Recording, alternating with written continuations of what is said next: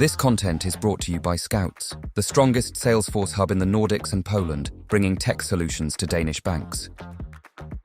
So Sebastian Lech and Dominik Werens from Scouts now telling you some more tales from the Viking world. Thank you so much. And please join me on this stage. Hello, guys. Thank you. Thank you. Thank you. Okay. Hi, everyone. I'm Dominik. I'm a DevOps in Scouts. It's really good to see you here because practicing this to an empty room wasn't a great experience, actually. Yeah, and as I was introduced, I'm a DevOps. 3 years ago, I had no experience with Salesforce. I just learned about it. Until this point, I built so many packages in Salesforce that they would easily hire me in DHL. Yep. Now. And hi, I'm Sebastian. I'm a developer, guilty of copying code from Stack Overflow, downloading scripts, and abusing Jenkins to the full extent. And yeah, I'm DevOps in Scouts also. Yeah. We want to tell you a little bit about our history, because Maciej already introduced a little bit of it, but we want to introduce ourselves in terms that I was initially from BC, Sebastian was from Nicredit, so we were cooperating really close, you can say, but still we were in two completely separate companies. And of course, that causes what? Problems. Yeah? But a little bit, BC is in general a technology provider to 22 banks, credit included. There are 3 biggest banks and 19 a little bit smaller ones. Those are those 3 biggest banks, so Nicredit, Spanoa, and I cannot pronounce that really well. I call it ALB in short. Yes, and one of the stuff that we're providing to the banks is Salesforce. Yeah, so actually Nicredit was one of the biggest ones, and we all had our own implementations of things that BC provided. So we did stuff on top of what BC provided for us. And yeah, there were problems. And answering a little bit your question, earlier, we were delivering our solutions to all 22 banks in the same date. It was usually once per month. The dates were known like 2 or 3 months in advance because we needed to provide our clients information with what we're going.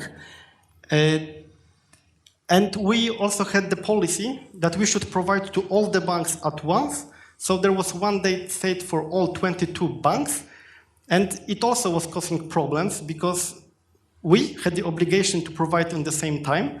But on the other hand, as Sebastian mentioned, 3 biggest banks have their own customizations. Their own customizations means that they might have some issues that we're not aware of. And even if they informed us that, yeah, you shouldn't go with this package because we are not ready, we are still obligated to deliver to all the banks because 21 other banks are waiting for that. And we have policies. So we still needed to go. Yeah, so this is how it felt for us. We were fixing ship that already sailed to the sea, right? Because we got the package and yeah, sometimes things broke. Yeah, we had to deal with it. Yes. Second thing is packages, because BC started using or rather providing Salesforce to all the banks around 7 years ago. So we really didn't have much better way to provide it to all the 22 production environments. So we chose packages. But the issue is that in that time, we had only first-generation package to be chosen. And I don't know if you worked with first-generation packages, probably some of you did, but they are not really nice to work with. You need to have the environment to build on them. So, it's not, repository is no longer source of truth. The environment was the actual source of truth. And because of that, it's difficult to build. We have a few really big packages, because back in the time it was more difficult for us to split it. So we ended up with big releases once per month. That could cause problems to the banks. And managed packages has some other disadvantages that were really not working for us, like hidden logs. Of course, if you're downloading something from App Exchange, it might be a good idea to hide logs, some of them. But for us, that we were owned by the banks, it really didn't make much sense because we were providing them a package on the same date. Sometimes some of them weren't ready. Whatever the reason, if it was that they were not ready because of their own customizations, they still needed to work with that. Yeah. And that was causing error blaming. Imagine us debugging in the credit, right? We couldn't see past our code, and it was hard. They were telling it's... Yeah, so it was always their fault, right? Yeah, let's say. And to really find out what is the issue, if it's on their side, on our side, we needed to use resources from both companies, which really doesn't make sense because this is just money, and we don't want to waste money, right? But this was how it was, yeah? There was also a third issue that we had.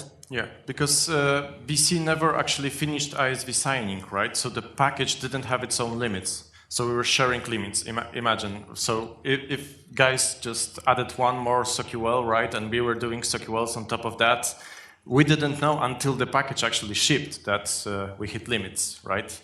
Fun. Yeah, and we wouldn't be able to even know that we are causing them problems because they have their own code, they have their own solutions. We cannot see that legally. Yeah, we were actually legally bound not to share our NCredit code, right? It's a bank code, we cannot show it. So. Yeah, and sorry. On ours, we were building it like for the standard small bank, so with no customizations. So if something was working for us, it should technically work for them, but it wasn't always the issue. Yeah, and we really loved each other. That's the conclusion. We had no problem. That was a great relationship. Yeah. Yeah, and you might think that this is all, that we didn't have more problems. You're not right. We had some communication problems. This is more or less what also Maciej mentioned. So Sebastian is standing like 3 meters away from me, and I can ask him a question directly right now.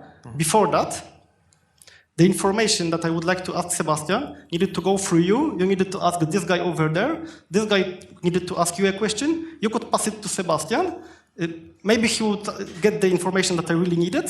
Yep. It needed to go back. So instead of going just 3 meters, it needed to go 1,332 kilometers to Copenhagen and back. It doesn't really make much sense. Yeah, we actually tried that path because except for the package, they were actually installing some code also on our instances, right? And we didn't know about that. So me getting to actually to Dominic to find out what he was installing, right? I had to go through that path. So finally I could go to Dominic and ask him about that. And as it happened, it was just a simple task for him to send me what he was deploying to our instance. So it was simple, but yeah, that path made it really hard. Yeah, our call lasted like for 5 minutes. We solved the issue that Sebastian needed to spend hours after release. And it costed me right around 2 minutes after each release. So, it's almost no cost. Yeah? True. There was also a big physical distance between us because Sebastian was on the 21st floor, I was on the 22nd. But still...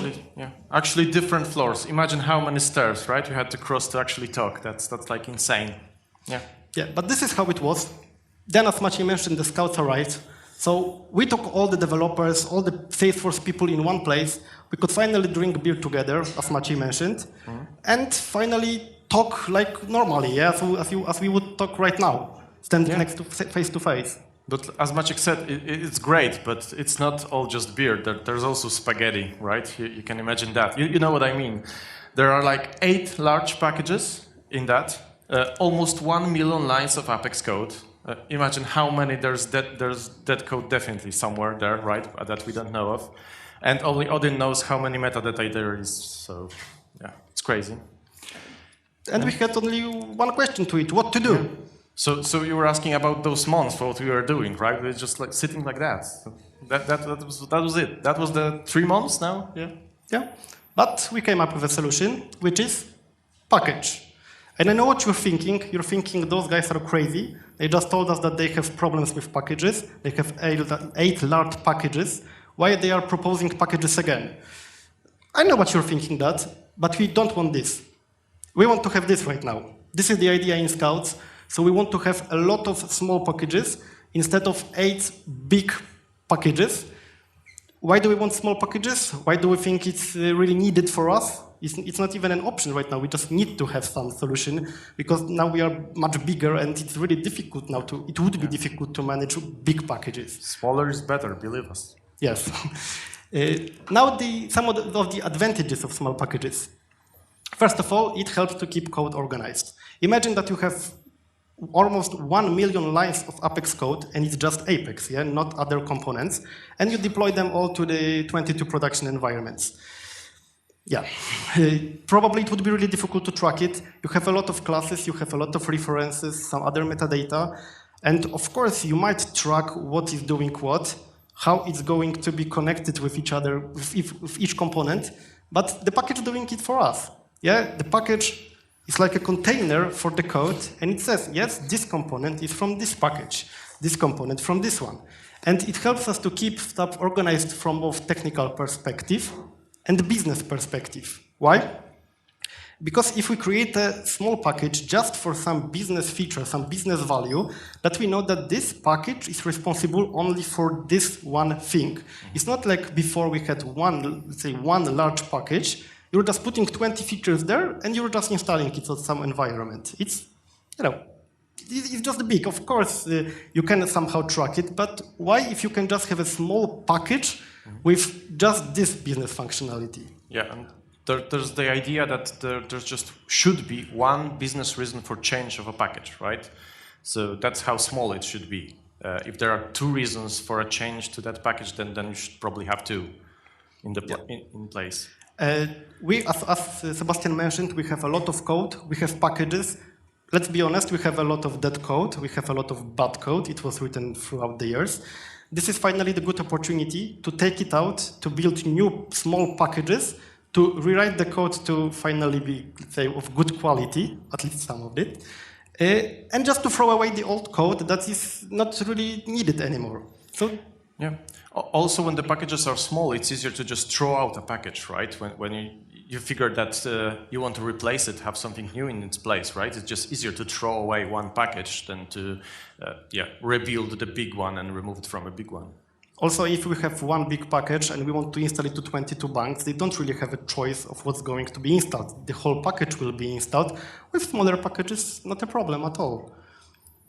Installation instead of deployment, what do I mean here? If you want to deploy code to some environment, then either you, Jenkins, or some other tool need to have access to this code to be able to go there and execute the deploy command. With installation, it's much easier. You just need to get a package ID. Someone can provide it to you. You can have some automation tools that will give it to you, whatever. And since we have, as Maciej mentioned, 10 teams, and since packages, of course, can be dependent on each other, it's much easier to just install package through the ID instead of having, I don't know, 10 repositories on your laptop, needing to clone it, needed to fetch it all, whatever. You now have a package, it's much easier. At least that's what we think. And the fifth thing is smaller releases. This is more or less what we already mentioned. So if you have a small package, you can just deploy this business functionality. And what else do we mean? With big packages, let's say we wanted to put 20 features to a new package to a new release, and let's say 19 of them were working and one was not working. We needed to decide something. Do we revert the changes, if it's still possible? Should we just go and just take the risk?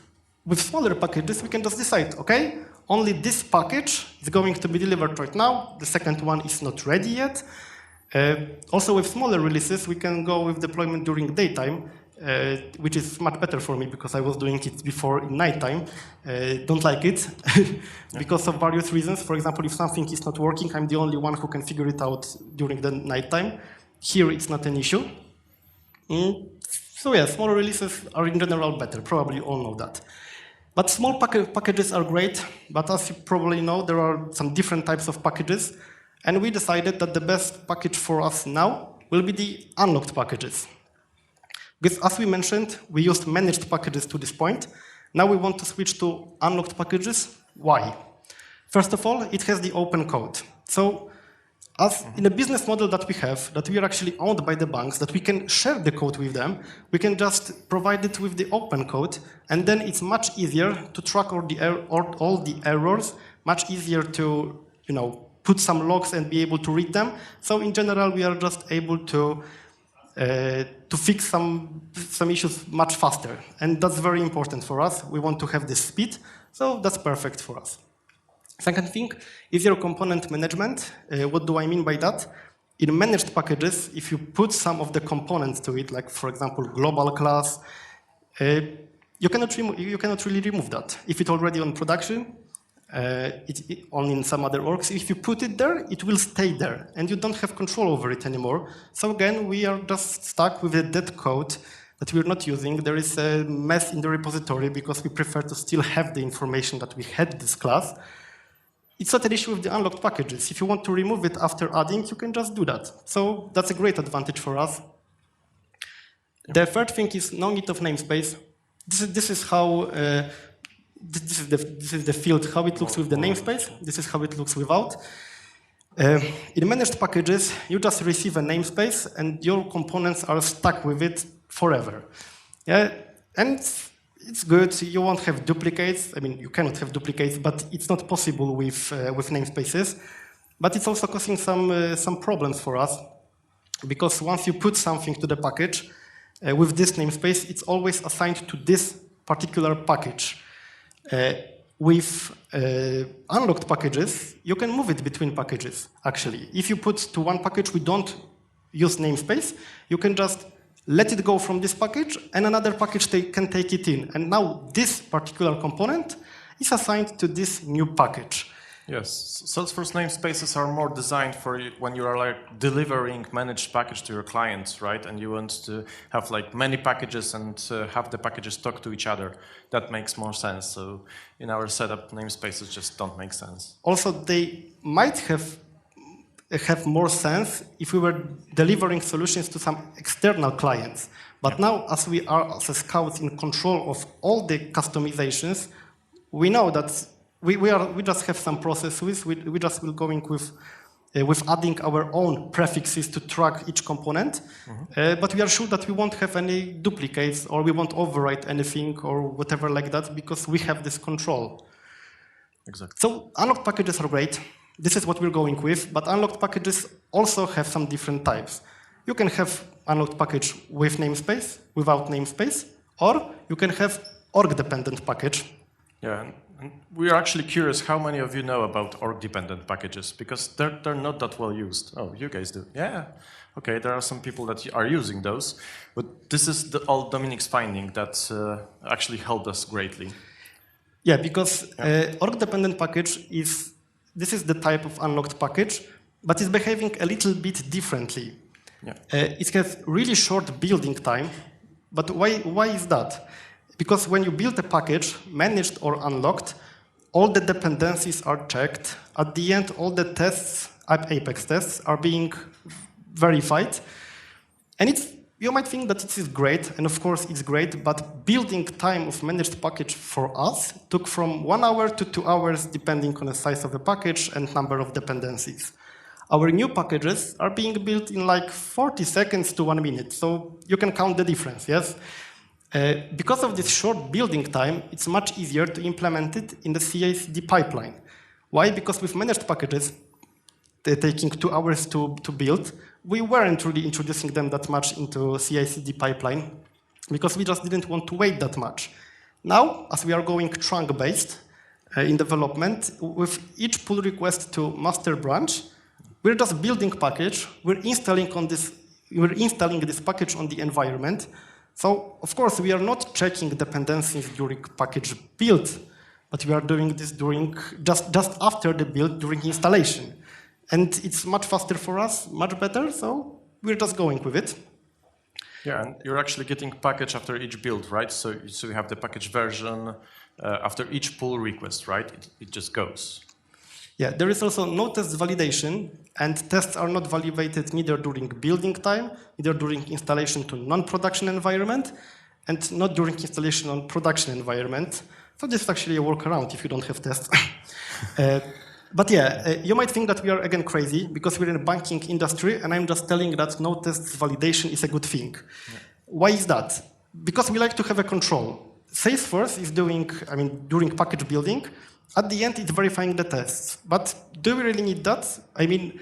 We need 2 hours for the package to be built for those tests, and how much time do we need to build proper pipeline just to execute those tests before going to production? It won't take that much. We will have control over that. and the building time will be much shorter still. Yeah, and we will have control over code coverage, right? Is there a developer here that haven't actually written a test just for coverage, right? I mean, we all do it in SForce environment, even adding, those incremented lines that just to make the coverage better, right? We all did that. So, yeah, here we control how much coverage we have and how much coverage we want. Yeah, because we don't believe in code coverage that much. Tests should cover what's really important, and the rest should be up to us. Exactly. So, in short, this is what we're going with: small packages, unlocked packages, and org-dependent packages. Yeah, and there's one more thing that those three give us. But first, I want to ask you a question: how many Agile believers are here? Is there still someone who believes in Agile? There's 1, 2, 3. Okay, 4. So that's not much, right? Yeah, it's well known in the internet and everywhere that Agile is dead, and it's just stand-up meetings and all that, and it doesn't bring any value. But when we joined together in Scouts, there were those two gentlemen that they actually told us that they were working in Sparnord, that they deployed to production even 5 times a day. Imagine that. That's a bank setup, right? And they're deploying 5 times a day. That's crazy. So yeah, we sat with them at first. Yeah, we thought it's impossible.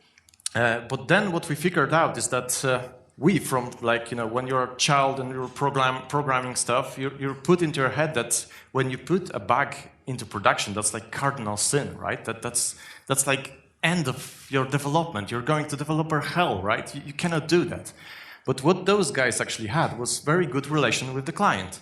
They were actually talking with advisors in the bank, and when they were deploying, advisors just gave them feedback that, guys, this doesn't work as it should, right? Or the button is in a wrong color, and they actually changed it very quickly. So they were able to actually have a very good solution in that regard. So together, what we figured out is that we want to, with the small packages and everything, we want to have, when we have a new feature, we'll pick a pilot bank out of those 22. Then we will give our teams as much freedom as we can, right? That's Agile. So the teams can work as they want, but they will code, they will test. It's not that there's no test. They will build and they will install in production. Then client will verify and will give them feedback. So each bank will have advisors that actually can look at the solutions right after the teams work with them, right? It's like advisors working with the teams. So team can go through that loop as fast as they want or as slow as they want. It doesn't. We want to give teams freedom in that regard, and only after that package is ready, that feature is production ready, because the clients will look at it, will verify. Only then we'll take that package, we'll put it in a heavy test and validation here. We'll check whatever we need to check in that package. This will be heavier process because that package will then go to all the 22 banks. So that's the idea, and it also allowed us to figure out a way how to deal with this spaghetti, right? Because we can, when the client wants us to change something in the old code base, we can actually take parts of it from here, treat it as a new feature, and then go through the same process again, right? So we just don't touch it. We'll leave it in a, maintenance mode, only bug fixes, and all the features that clients want us to change will go through the process. I will also add that those heavy tests are needed because, as we mentioned here, we're going really fast. We have feedback, and that's great, but it's just one bank. As you mentioned, there are 3 banks that have their own customization. So before going to 22 production, we need to have those heavy tests to validate if this solution is working also with their own customizations and without any customizations, because it's also an issue. Yeah, also we'll check if the packages play nicely together, right? Because they might not. Yeah, if 10 teams are working in this way, it's cool. But at the end, the packages need to also not break each other. And this is also the place that we're going to check it. Yeah. So that's the way we want to actually resurrect Agile. Give teams freedom, work closely with the client, and go as fast as they want. Yeah. And there is only one conclusion to that. We know that how we will end, because we will die in those packages. Yeah, it's all not battle tested yet. We have like 3 packages now. One that's actually being developed with the client. So yeah, we will die. Yeah, how? We might get crushed by tens, hundreds, maybe, to be honest, even thousands of packages at some point. So yeah, this will happen. We are aware of that. The second thing that can await for us will be the dependency hell, and it will happen for sure, because we really plan to have. Now we plan to have more than 100 packages, because we want to have small ones. We have 100 features planned, so a lot. And we know that it will happen. It will happen. It's waiting for us. So we are already thinking about some solution, about some tool that will help us track it. That's why also we want to have prefixes in all small packages, because then we can automate that. You see the prefix in this in this code, in this package. You can see, okay, now you are dependent on this package. Add it to the tree. So, yeah, but this is still the idea. But it still will be hell. But it still will be hell, yes. But all in all, we believe that if we do our best, if we improve that, and we will constantly improve that, yeah, we'll end up here in a package Valhalla. Package Valhalla. Yeah. As we mentioned, this is still being born.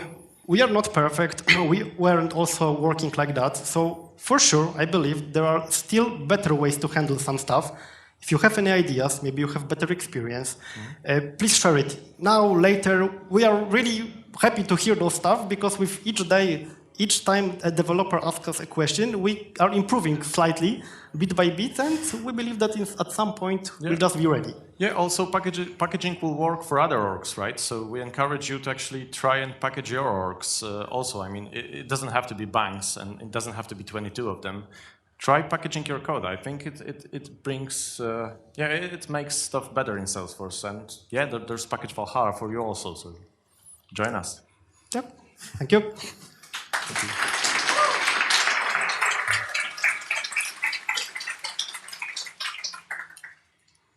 And of course, we welcome any questions. Yes, if anyone has a question, please raise your hand. Okay. On my side of the room. Okay, so the first question should be on. Hello, my name is Maria. I'm very curious about the destiny of those 8 packages, 8 managed packages, more or less, that you had. Right, so I can imagine more or less every client has some of them or all of them in their orgs. And now you're starting this unlocked packages journey. So do you plan on taking some code out of these 8 packages and copying it into new unlocked versions, and you're going to maintain all 8, or you have another crazy idea? I'm very curious to hear. Thanks. Yeah, I'll be happy to answer that, because actually, for now, we just said no more new stuff in those packages.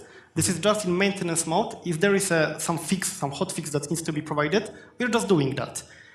If the feature is okay, it's on the production environment, we don't need to touch it, we are not touching that. If we need to improve it, because some banks say, this is fine, this is working, but we want something else, we want it to be improved, then we need to take it out from this managed package. We need to put it to small one, the org-dependent one. Then we are going to improve it there with this process that Sebastian described. And at the end, it will go to all the banks. That's the idea. So we don't plan to just now do a revolution and just fix all those packages. I try to do it with our managed package. It is possible, but it's very difficult, and it's taking a lot of time to really migrate the package that we have, because those are really big packages. We don't want to waste time. If there will be a need to take it from the package, we'll take it from it. Only then. Yeah, and it won't be easy, right? Let's not cheat ourselves. This will be hard. There will be probably data migration somewhere around that. The idea is to just turn off the old code in the trigger, right? So when you're taking a feature out, just turn it off and leave all the old code there, right? But just take what you need and put in a new package, and we hope that at some point we'll be able to just throw it away. But probably years, not months. Yeah, we're thinking years. Yeah, if we don't end up in package Valhalla before, so yeah. All right. Lucky to hear you're realistic. Would be very curious to meet you in 1 year from now, so that you can share. But good luck, anyways. That's a great idea. We'll be happy, of course, to share it. If we'll still be alive. I believe we had another question somewhere in the audience. Yeah, would you like? It was pretty much covered, okay. And then on the other side, thank you, Pavel, okay. So from now on, Pavel is responsible for that side of the room. Hi, thanks for the great presentation, guys. I remember you, the gentleman in orange, mentioning some problems with limits due to BC not being a full ISV and so on.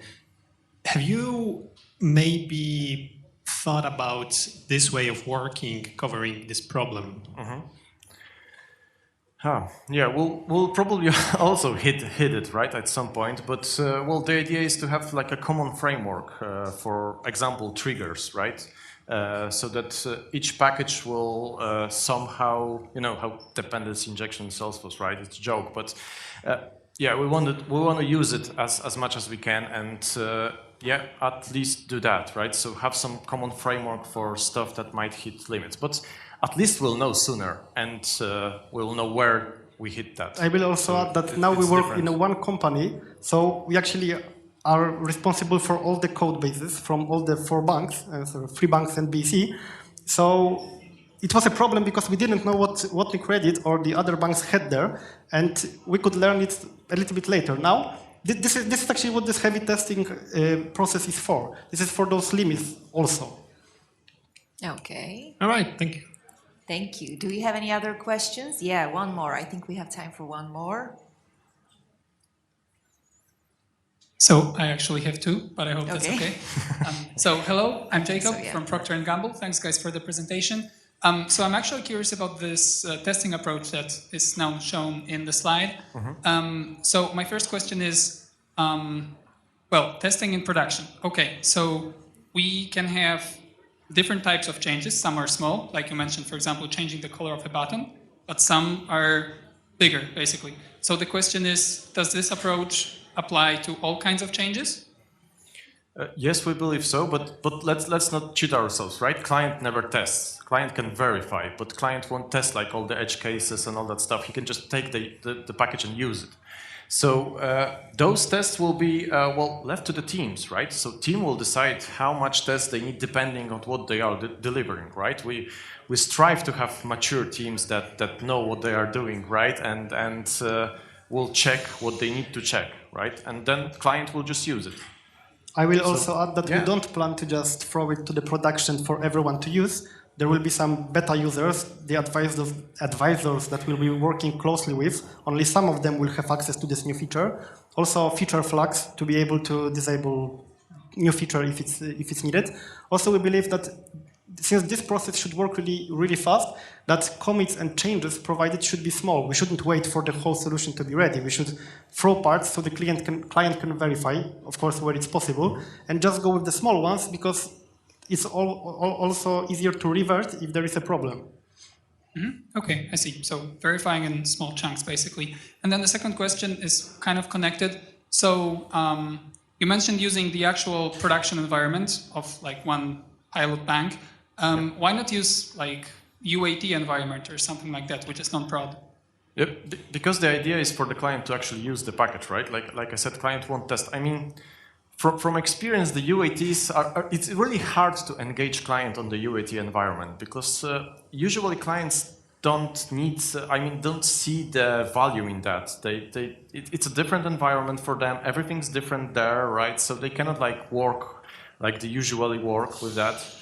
So yeah, UATs here, we don't believe will actually help. The idea is to really give the client the feature to actually work with it. And there is also the environment in between that we are still discussing if clients should have access to it, maybe to check some stuff here first and then verify there. Still in progress.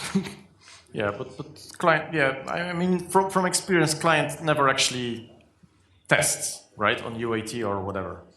Okay, thanks, guys. I'm looking forward to hearing from you in a year. Thanks. Yeah, so I guess we'll meet up in a year and check how it goes. Okay, yeah. Pavel, I see you joining us on stage because right now we would love to award you guys with our SForce awards. So thank you so much for your presentation, and please give a warm thanks. Okay, yeah, warm thanks and warm applause for our presenters. Thank you. Yes.